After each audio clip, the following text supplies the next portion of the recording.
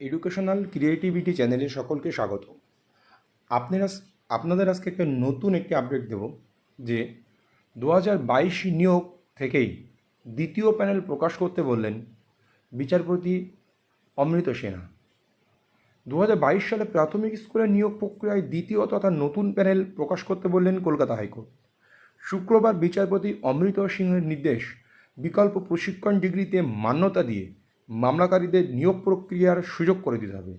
এর জন্য দ্বিতীয় প্যানেল প্রকাশ নিয়ে সিদ্ধান্ত নিতে হবে প্রাথমিক শিক্ষা পর্ষদকে। অর্থাৎ মামলাকারীরা বিকল্প ডিগ্রির ভিত্তিতে নিয়োগ প্রক্রিয়ায় অংশ নিতে পারবেন।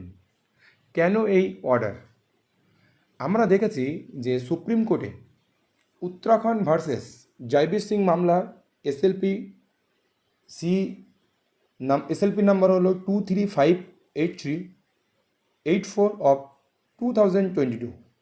সেখানে বলা হয়েছিল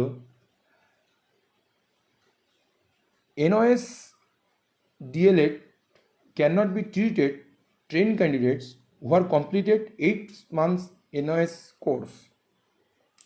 NOS কোর্স যাদের আছে 18 মাসে, তারা রেগুলার কোর্সের সমতুল্য হয়ে তারা নতুন নিয়োগ প্রক্রিয়ায় অংশ করতে পারবেন না। শুধুমাত্র ইন সার্ভিস টিচাররা এই NOS ডিগ্রিধারী হতে হবে।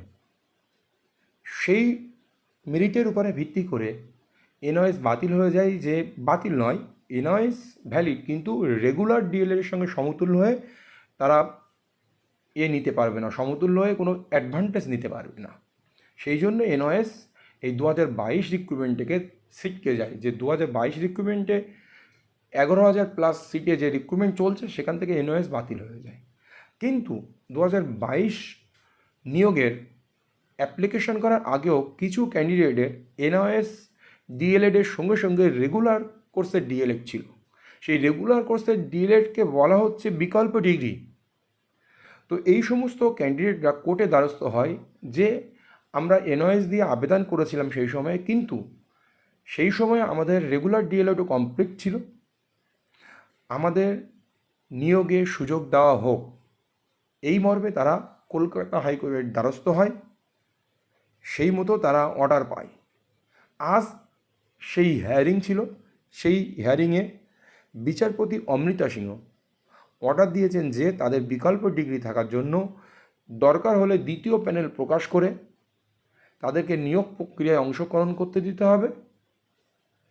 কারণ তারা যে ন্যূনতম কাট অফ নেমেছে, তারা মেরিটোরিয়াল স্টুডেন্ট, তারা সেই কাট অফ ক্লিয়ার করতে পেরেছে, তাদের ডিএলএড কোর্স আছে NOS ডিগ্রির সঙ্গে সঙ্গে, তাদেরকে এই নিয়োগ দিতে হবে।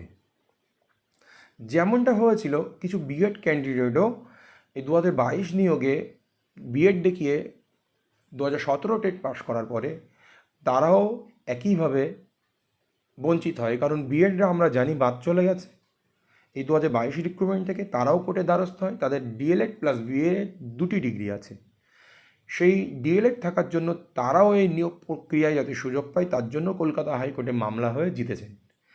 তেমনই NOS কেসটা একই জিনিস, যে NOSদের নিয়োগ প্রক্রিয়া অংশগ্রহণ করার সুযোগ দিতে হবে। তারা মেরিট যেটা আছে, ন্যূনতম মেরিট, সেটা তারা ক্লিয়ার করেছেন।